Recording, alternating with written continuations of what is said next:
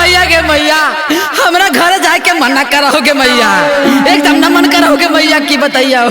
अरे चल ले बेटा, की होते, चल चल घरे चल। ना मैया सुन की बोल ले, देखियो कर मनवा का दूर भागो है, देखियो कर मनवा का दूर भागो है गे मैया गे मौगी करिया लगो है गे मैया गे मौगी करिया लगो है गे मैया गे मौगी करिया लगो है। ओहो करिया लगे छी त की छोड़ देबी की?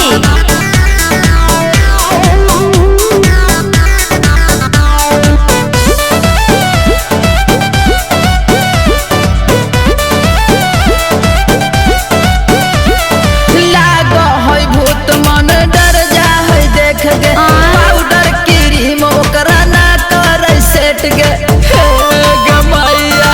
चुप रह बेटा, तोरा बिना ओकर कैसे कटतै दिन रे, जे हक करे अब करही पसीन रे। मैया तू इतना जिद काहे करे?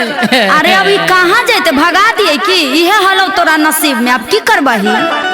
हंसो है ते उजर खाली दतिया दिखो है, हंसो है ते उजर खाली दतिया दिखो की हो गे गेल? मैया गे मौगी करिया लगो है गे मैया गे मौगी करिया लगो है गे मैया गे मौगी करिया लगो है। अरे बेटा करिया है त की हो गेले, बहुत कमासत लईकी हाथ लगलो।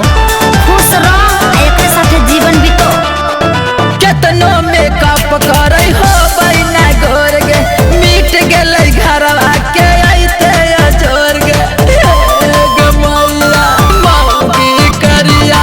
कहाँ जाही ओम प्रकाश मुहावा दबैले, हौ बिकी रसनवा तोरा बहकैले, एकदम बहका देने हो तोरा। ना गे कैले के रहते हम लइका ही करे से कर दे हम रख लेबो। अरे करभी ना तन के तू ज्यादा। एकटा मोटा कर है चलते टागो है, एकटा मोटा कर है चलते टागो है गे मैया गे मौगी करिया लगो है की हो गया? मैया गे मौगी करिया लगो है गे मैया गे मौगी करिया लगो है। भूतनी हुए एकदम। अरे अरे करिया से कुछो नहीं होबो है, दिल साफ होय के चाहिए।